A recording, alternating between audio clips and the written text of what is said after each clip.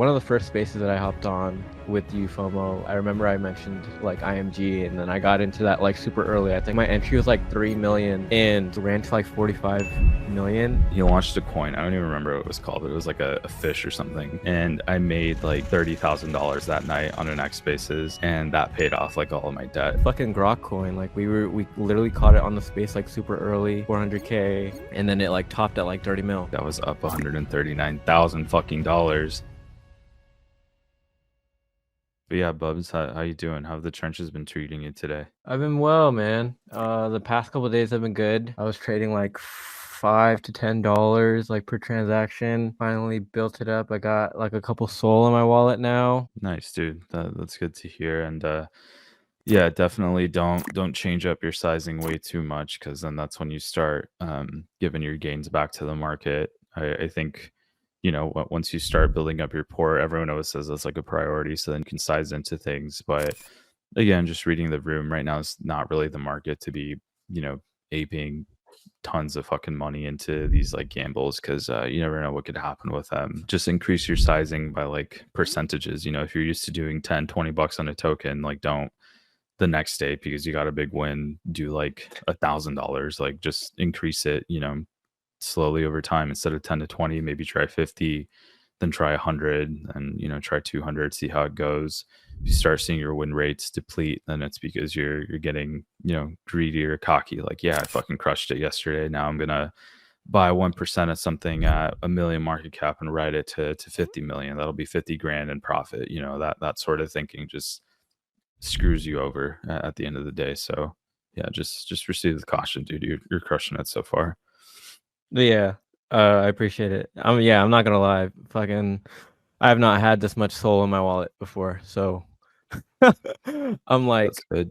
not used to like I'm like throwing like a SOL into like a couple plays here and there. So it's like, I don't know, it feels good, but still try to play it safe. Like you said, the market's not exactly the safest right No, now yeah. and everything. So just trying to keep that in mind. For me, when I had, more money than I could ever imagine, like when I first started, I went from like $100 to like $3,000. The first thing I did was like pay off a credit card with that exact balance. Like I just cashed it out. Are you like, is that like your goal, or is it like, are you just like, do you not have any debt? Like, is that not something that you're here to do, or like what's your thinking with like your gains? Like what's your game plan so far? I mean, I at least like my end goal at least is generational wealth would be nice, but obviously that's like thinking super big. I do have like some debt that I gotta pay off, and so that's kind of like number one priority. After that, it's kind of just like, being able to make money, print where I can and stuff like that. And then also just take care of like the people around me and like myself. I'm in school, so being able to pay for that and everything. So, but yeah, that's pretty much like my goals and everything. Nice, dude. That's awesome. That was my goal too when I first started, just to become debt free, because I had like 30 grand of like credit card debt from just horrible decisions that I made as a younger entrepreneur and younger adult in like my earlier 20s. So I watched a video like by that one guy, Dave Ramsey. Like, like a lot of people clown him, but I think the greatest thing that I ever learned from him was his snowball method. And it's essentially a way of like focusing on like the smallest debt that you have first, regardless of like what the interest rate is, and then just tackling them down. Like if you have like 5 credit cards, list them out, from like lowest to largest. So like if you have a credit card with like 200 bucks, if you make $200 in unrealized profit, realize it, cash it out, pay off the credit card, and then you just continue doing that. Like if you have another credit card that's like at $1,000, once you make $1,000 in unrealized profit, realize it, sell it, cash it out, pay off your credit card. Because dude, there's time. Like a lot of people feel like it's a fucking race, like you gotta make $1 million yesterday. But if you take that approach and just take care of like your debt in real life with like these smaller, because like I forgot what the statistic was. Let me Google it because I don't know, I can remember. But the average credit card debt in the US is $6,700. So, it's not impossible to make 6 grand, $7,000 in like a couple of days here. The issue is that people don't ever cash it out and take care of their shit in real life. And I definitely encourage everybody to just take care of their debt right away, because then it'll make trading that much less stressful and more enjoyable. Because, when I was starting with other people, they were like, dude, fuck, I had 10 grand that could have paid off, my credit card, that could have been like a third of like my student loan. And my question was always like, well, why didn't you sell? And the response is always like, what if it went higher? Or, I want to buy a house, like I was trying to make a house off of this play. And with that mentality, shooting for the stars right away, like you can't, it's not realistic. You see it on the timeline all the time, people printing hundreds of thousands of dollars.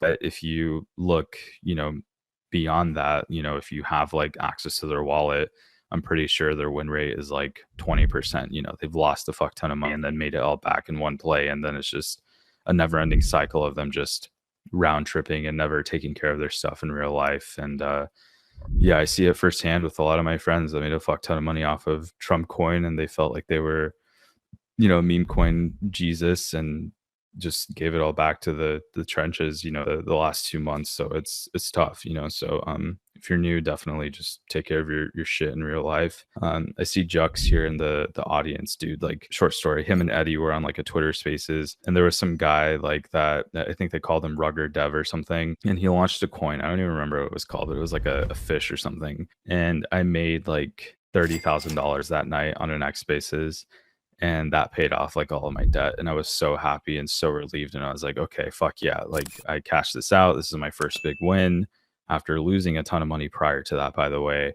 And it just made my trading journey that much easier, not having the weight of that debt. So I can't stress enough, like, if you have enough unrealized profit to change something in your life, fucking do it, because it's important and it'll make you stay around longer for sure. I can't stress how important it is to take care of your shit. There's been plenty of bags that like I've like round tripped, and I've like had to like learn that the hard way. Like, some of my biggest plays that I could have had are like plays that I like completely like round tripped. Like, one of the first spaces that I hopped on with you, FOMO, I remember I mentioned like IMG, and then I got into that like super early. I think I was in that, like, my entry was like 3 million and I thought that shit was gonna go to 100 million, and it didn't do too bad. It like ran to like 45 million, and like I just like did not like take anything like at all. Like, looking back at it now, I'm like, oh, like I'm a fucking idiot. Like, why didn't I just like at least like pull out my initials or whatever? But like,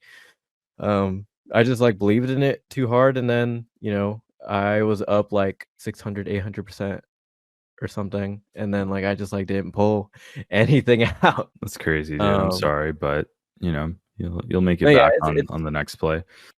no, yeah, it's fine. I mean, it's just like a learning lesson. Like, I don't trip too much about it now. It's just like I look back at it now and it's like, oh, it's funny. Even like fucking Grokcoin, like we literally caught it on the space like super early, 400K. I threw in like small, and then at like a dip, I threw in like more. And then like, we were super bullish on it. And then it like topped at like 30 mil. And then yeah, I just didn't pull any profit from that either. And I was up fat on that too. And I think I ended up selling that at a loss, which is like crazy to say considering how we caught it. No, But yeah, dude. The screenshot rules stayed true even through that play, dude. I should have just full stacked that bitch when I fucking tweeted I was up 139,000 fucking dollars. Then I fell asleep and I woke up and it was at $240,000 because it went to 35 mil or something crazy like that. And I sold like 30 grand at the top. Then I fell back asleep, and then yeah, the dip just kept dipping, dude. All in all, I think I realized like 50K. So that was like my gain, which at the end of the day, like I'm not one to complain. That's an insane amount of money. Obviously, 200 and something thousand dollars would have been even more money, but I can't be mad. Like, that's my fault. I'm an idiot. But yeah, dude, I feel like CT totally fumbled that meta. Like, it was so annoying. There were so many issues with it. Like, all the betas yeah, popping dude. out, fucking base claiming that Grok deployed a token. Like, it was just a mess, dude. Like, I'm so sad that the vision didn't come to life, because I feel like it would have been a good one. Like, now we have no fucking meta right now still. It's annoying, but It is what it Yeah, you is. were crazy bullish on it, and I was crazy bullish on it too, so I don't blame you. Yeah, it was kind of like the same thing for me. Like, I think all time high was like 30 mil, and Yeah. then I went to sleep, and then I saw it was down, and I was like, I mean, it's got to run up. Like, this is Yeah. crazy and shit. And it just never went back up, and I No, just yeah, like dude. believed that it would go back up. So, but that's how it goes. No, yeah. It's gonna go down before it goes up. That's probably one of the best lines I ever heard early on. I don't fucking listen to it, but you guys should for sure.